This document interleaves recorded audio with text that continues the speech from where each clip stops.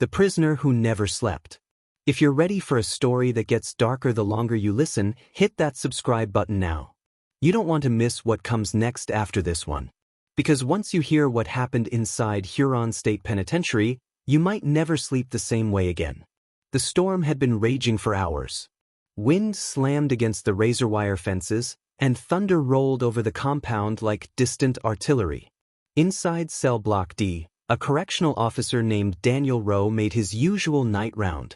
He was used to noise, metal clanging, inmates shouting, the hollow echo of boots on concrete. But that night felt different. Heavy. Watchful. As he turned the corner towards cell 47, he froze. The light was on again. It wasn't unusual for inmates to stay awake, but every officer in that block knew what made cell 47 different. The man inside, Ethan Shaw, never slept. Not a minute. Not a second. Not even during medical checks. He paced slowly in circles, hands clasped behind his back, eyes fixed on the floor as if tracking something only he could see. Daniel tapped the bars, trying to get his attention, but Ethan didn't flinch. On the log sheet, the officer wrote the same thing he had written every night for the past 92 days. Inmate awake. No signs of fatigue. Those words would soon become the center of the most unsettling investigation the prison had seen in years. Earlier that evening, a nurse named Olivia Marks had notified the warden about something troubling. Ethan's vitals were perfectly normal. No elevated cortisol, no tremors, no exhaustion markers. Physically, the man looked like someone who slept 8 hours a night. But he insisted that closing his eyes, even for a moment, would cost him his life. When Olivia asked him why, all he said was, "They'll come for me. The second I fall asleep, they'll finish what they started." At first, the staff assumed paranoia. Many inmates carried fear like armor, but Ethan's fear didn't feel delusional. It felt calculated. Controlled. As if he knew something no one else did. That night, after finishing his round, Daniel decided to stop by the security office. If Ethan wasn't sleeping, maybe the cameras could show why. The footage displayed Ethan pacing, reading, or standing perfectly still. But at 2:17 a.m., something in the video made Daniel lean closer. Ethan suddenly stopped. His shoulders tensed. His head turned sharply toward the door as if he heard someone. But no one was there. No guards. No inmates. Nothing but silence. Then the camera glitched, a single static ripple, before stabilizing again.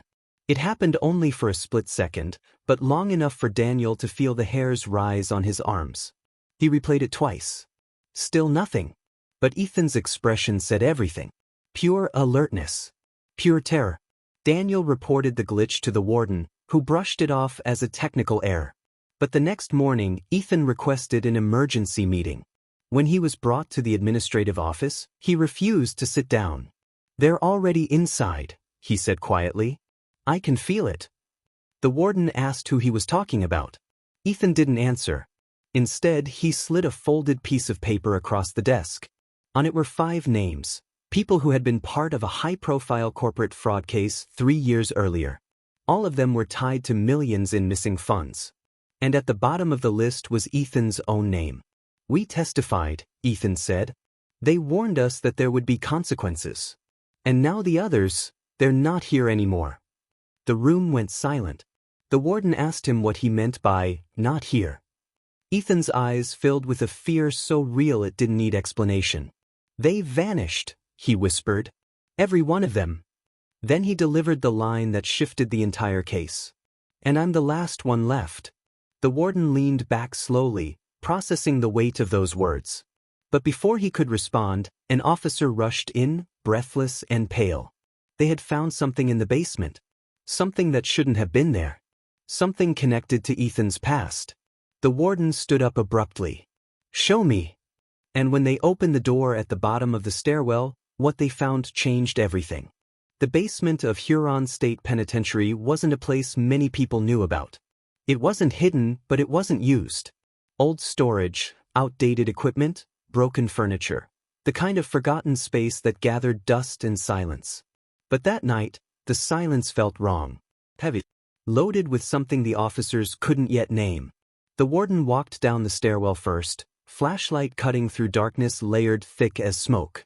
Daniel followed behind him, pulse quickening.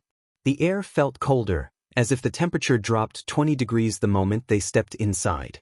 Against the far wall, an officer stood stiff, waiting. At his feet was a thin metal lockbox covered in a film of dust, except for the top, recently disturbed, clearly moved. "We didn't touch it," the officer said. "It was sitting right here. Wasn't here last inspection." The warden crouched beside it. "How did you find it?" "It was in the corner behind those broken filing cabinets," the officer said. "We only saw it because of the storm. Water seeped in and shifted the cabinets." Daniel exchanged a glance with him. Things didn't just appear in a maximum security prison basement. Whoever put it there knew the place, knew access points, knew how to avoid cameras. The warden lifted the lid carefully. Inside were a few papers, a burned CD, and something that made Daniel lean closer, a manila envelope labeled in black ink. "Ethan Shaw, confidential." The warden picked it up slowly, studying the writing. "This shouldn't be here."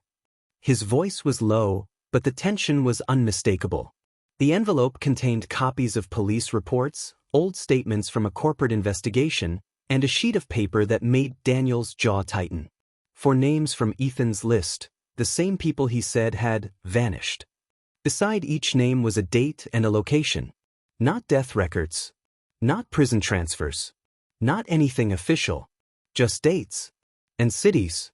The last entry was Ethan's name with a blank space beside it, waiting to be filled. Daniel felt a chill run down his arms. How did someone get these documents inside the prison? Before anyone could respond, the burned CD slipped from the warden's hand. One of the officers retrieved it. Written on it in permanent marker was a single phrase. "Final testimony." The warden stood up. "We're taking this to the security office. Now." As they climbed the stairs, the storm raged louder, shaking the building. When they reached the security room, the IT technician loaded the CD into an old drive. After a moment of digital whining, a video file appeared. It had no title, just a timestamp from 3 months earlier. The screen flickered. A dim hotel room appeared. A man sat facing the camera, hands clasped tightly. His voice cracked as he whispered, "If you're seeing this, I didn't make it." Daniel recognized him immediately. It was Thomas Greer, one of the witnesses from Ethan's list. According to public records, Greer had gone missing during a business trip. His disappearance was classified as unresolved. But now he was staring through the screen, terrified. "They told us we'd be safe," Greer said. "We weren't. Someone inside the case turned everything. They know all our locations. They know where we live, who we talk to, even our routines." He swallowed hard, eyes darting off-screen. "There's someone in the system helping them. Someone with access to files, prisons, transfers. Someone who can erase a person without making noise." Daniel felt his heartbeat double. Greer leaned closer, voice trembling. "We didn't understand it at the time, but Ethan was the only one who got out alive. He wasn't supposed to. They're coming for him next." The warden stiffened. "And if you're watching this," Greer said, "then they're already inside the prison." The video ended in static. No one spoke.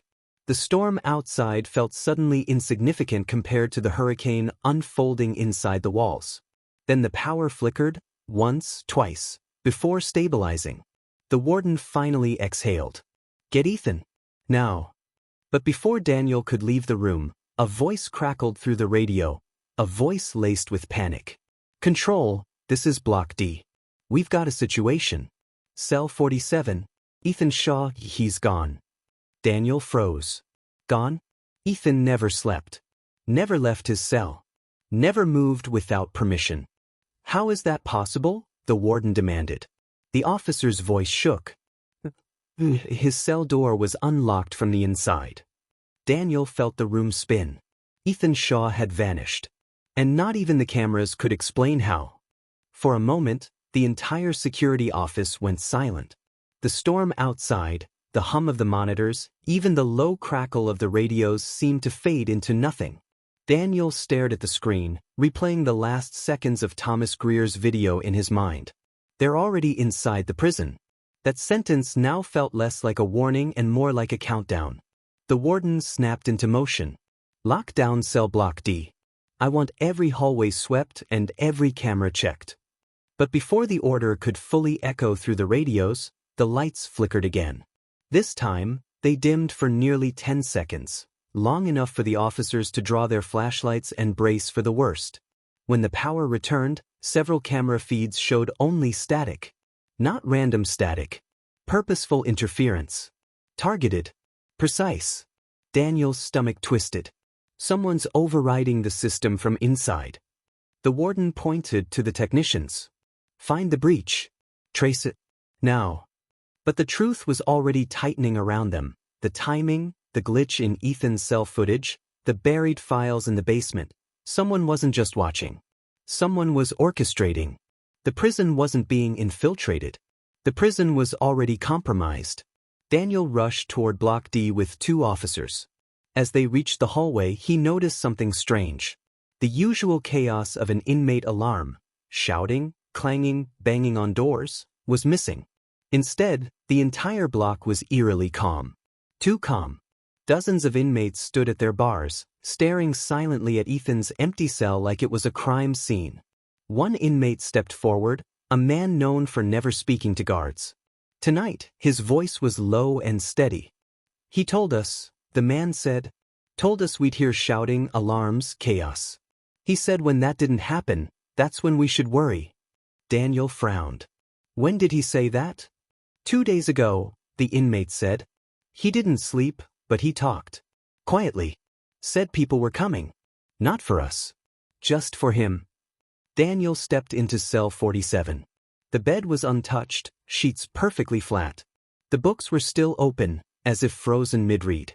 But on the small metal desk sat a single folded page. His name was written on it. Officer Daniel Rowe. Daniel felt the blood drain from his face. He unfolded the note slowly, afraid of what he'd find.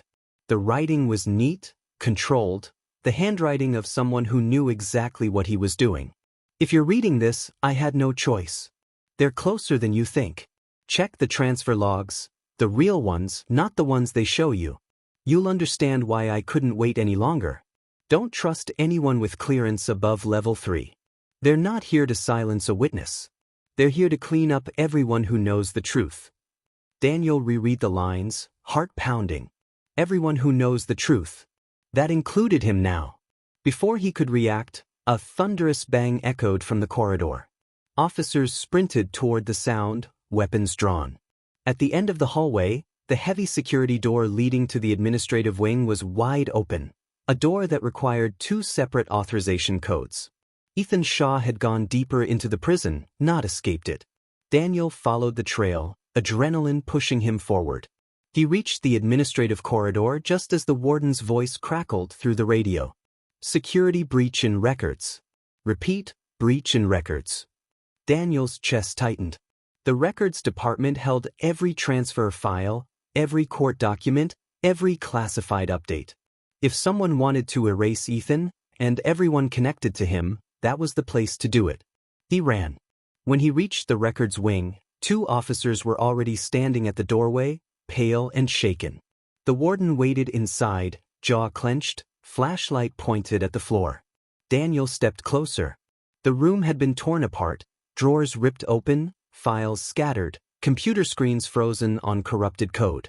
But the real shock lay in the center of the floor. A computer chair, turned toward the monitors. And in that chair sat the man no one expected to find. Deputy Warden Harris. Hands on the keyboard. Eyes open. Expression fixed in blank shock. Beside him was Ethan Shaw, sitting calmly, breathing steadily for someone who hadn't rested in months. His wrists were cuffed, but he didn't look defeated. He looked relieved. He's the one, Ethan whispered. He gave them everything. Locations. Schedules. Access codes. We weren't paranoid. We were marked. Daniel stared at Harris, betrayal twisting in his gut. The man who oversaw transfers, inmate placement, external communications, and confidential files. He had been feeding information to the network behind the corporate fraud case. The warden stepped forward slowly. Ethan, how did you know? Ethan exhaled. For the first time, Daniel saw exhaustion in his eyes. Because he's the one who warned me years ago, told me to stay awake, told me not to get comfortable. He just didn't expect I'd remember his voice. The room fell silent. Ethan looked at Daniel. I wasn't trying to escape. I was trying to survive long enough for someone to see the truth. The warden signaled for officers to take Ethan into protective custody. As they led him away, Ethan paused in the doorway. You'll find more, he said quietly. This wasn't just about me. Check his contacts, his transfers, his off-site meetings. You'll see the rest. Daniel watched him disappear down the hall, a man awake not by choice, but by necessity. 3 hours later, after the storm died and the prison returned to uneasy calm, Daniel sat alone in the records room. On Harris's desk was a small stack of files, unmarked, unstamped, recently printed. He opened the top one. His stomach dropped. It was a list. A long one. Names of inmates, officers, witnesses, everyone connected to the original fraud case. Half of the names were crossed out. The last few were not. The final name on the open page wasn't Ethan Shaw. It was his. Daniel Rowe. And beneath it was a date. Tomorrow. He closed the file slowly, heart pounding, knowing the truth hit harder than any gunshot ever could. Ethan never slept because he was afraid of what would happen if he did. Now Daniel understood why. And for the first time in his life, he wasn't sure he'd sleep again either. If you thought this story was intense, you're not ready for the next one. Hit subscribe, you don't want to miss what comes after this.